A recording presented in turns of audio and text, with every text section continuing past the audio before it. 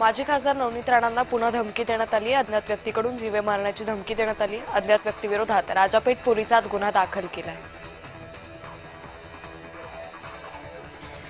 शिवसेनेच्या नगरसेवकांचा पंचतारांकित हॉटेलमधील व्हिडिओ समोर आलाय. नगरसेवक एकमेकांशी संवाद साधत असल्याचं समोर आलंय. नगरसेवकांचा व्हिडिओ जय महाराष्ट्राच्या हाती लागला.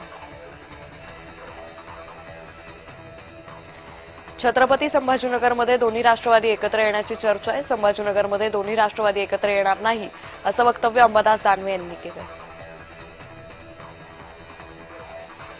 ओबीसी नेते लक्ष्मण हाके निवडणूक रिंगणात उतरलेत. बारामती परिवर्तन विकास आघाडीची स्थापना करण्यात आली आहे. हाके बारामती जिल्हा परिषद निवडणूक लढवणार आहेत. भारतातले 100% मुसलमान हे हिंदूचे असं वादग्रस्त वक्तव्य हिंदू धर्म जागृती सभेत कालीचरण महाराजांनी केले. राजकारण्यांच्या हिंदुत्वावरही कालीचरण महाराज घसरले. महायुतीच्या नेत्यांची मंगळवारी बैठक होणार आहे. मनपातील सत्ता स्थापनेसाठी चर्चा होणार आहे. बैठकीला प्रभाकर शिंदे आणि पराग अळवणी उपस्थित असतील. कोल्हापुरात महापौर पदावरून काँग्रेस शिवसेना एकत्र येण्याची शक्यता आहे असं वक्तव्य सतेज पाटील यांनी केलंय. सतेज पाटलांच्या वक्तव्यावरून चर्चांना उधाण आलंय. नाशिक महापालिकेत सत्ता स्थापन करणाऱ्या मनसेचा एकमेव नगरसेवक विजयी झालाय. नाशिकच्या प्रभाग क्रमांक 13 मधून मनसेच्या उमेदवार मयुरी पवार यांचा विजय झालाय. पक्षाची ताकद कमी झाली असली तरी पुन्हा संघटना बांधून पक्ष वाढवणार असल्याचं मयुरी पवार म्हणाले.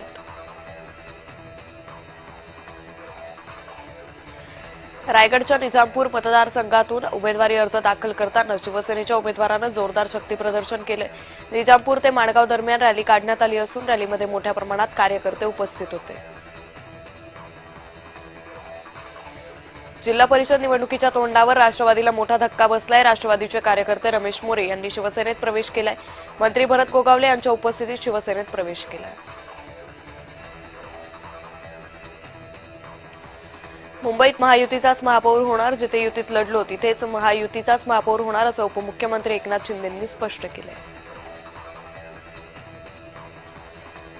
मुंबईत बिहार भवन बांधण्याला मनसेचा विरोध आहे. मुंबईत बिहार भवन बांधू देणार नाही असं वक्तव्य यशवंत किल्लेदार यांनी केलंय. रायगडमध्ये शिवसेनेनं जिल्हा परिषद पंचायत समिती निवडणुकीच्या प्रचाराचा नारळ फोडलाय. किल्ले रायगडावर विधिवत पूजा करून प्रचाराला प्रारंभ केलाय. यावेळी मंत्री भरत गोगावलेंच्या पत्नी सुषमा गोगावले उपस्थित होत्या.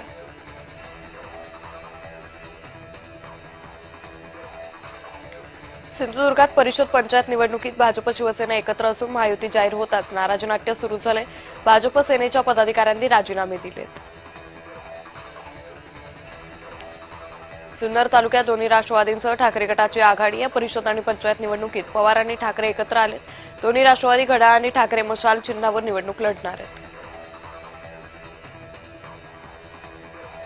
सोलापूर महानगरपालिकेच्या निवडणूक निकालावर एमआयएमनं संशय व्यक्त केला. या निकालाची चौकशी व्हावी अशी मागणी एमआयएमचे जिल्हाध्यक्ष शौकत पठाण यांनी केली आहे. तर सोलापुरात जिल्हा परिषद आणि पंचायत समितीच्या निवडणुका एमआयएम स्वबळावर लढणार असल्याची माहिती आहे.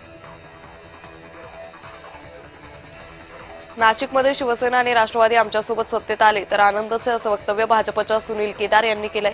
मात्र या संदर्भात भाजपच्या वरिष्ठ पातळीवर निर्णय होईल असंही त्यांनी स्पष्ट केलंय. लवकरच गटनेता निवडला जाईल अशी माहिती केदार शिंदे यांनी दिली.